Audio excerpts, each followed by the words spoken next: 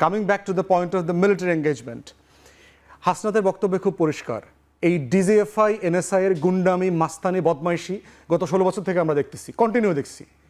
ডিজিএফআইকে দিয়ে রাজনীতি করানো, দল বানানো, দল ভাঙানো, এই সব কিছুর পলিটিক্স তো আমরা গত 50 বছরে দেখছি। ক্যান্টনমেন্টে নিয়ে অমুকরে থ্রেট দেওয়া, উঠায় নিয়ে আসা, বিচারপতিরে এয়ারপোর্টে লাথি মাইরা বাইর করে দেওয়া, এই ডিজিএফআই এগুলো তো আমরা দেখছি। প্রশ্ন হচ্ছে টার্কিতে, ইজিপ্টে, পাকিস্তানে ওখানকার গোয়েন্দা সংস্থার এই কাজগুলো যেটা হয়েছে, তারাকে রাষ্ট্রকে করতে দেয়, রাষ্ট্র গড়তে পারে নাই তারা। অতএব এই গণতন্ত্রের যাত্রা যেটা আমরা শুরু করেছি নতুন করে আবার গত অভ্যুত্থানের পরে, বাংলাদেশকে যদি আবার রাষ্ট্র বানাতে হয়, keep them out of politics. Armed ফোর্সেসের সিনিয়র লিডারশিপকে বলছি, গোয়েন্দা সংস্থাগুলোকে বলছি, for God's sake get out of the politics. This is not your business. ব্যবসা করা যেভাবে আপনার কাজ না, রাজনীতিতে মাথা ঘামানো আপনার কাজ না।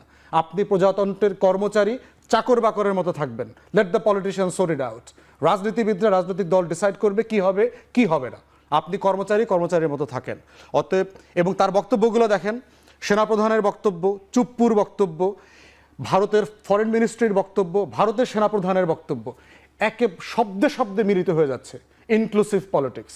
ইনক্লুসিভ পলিটিক্সের কথা 2014-তে মনে ছিল না, 2018-তে মনে ছিল না, যখন এই আর্মড ফোর্সেসের অফিসাররা, পুলিশরা মিলে রাতের ভোট করে দিয়েছে, তখন বাংলাদেশে ইনক্লুসিভ পলিটিক্সের কথা মনে ছিল না, 2024-এ মনে ছিল না যে ইনক্লুসিভ পলিটিক্সের কথা।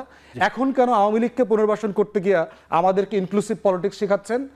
ভারত বলছে বাংলাদেশে নাকি নির্বাচিত সরকার না আসলে, ইনক্লুসিভ নির্বাচন না হইলে শান্তি শৃঙ্খলা ফিরে আসবে না। এতদিন বুঝেন নাই? 16 বছর ধরে এগুলো মনে ছিল না? তখন যে ফ্যাসিবাদ কায়েম করেছেন আপনার।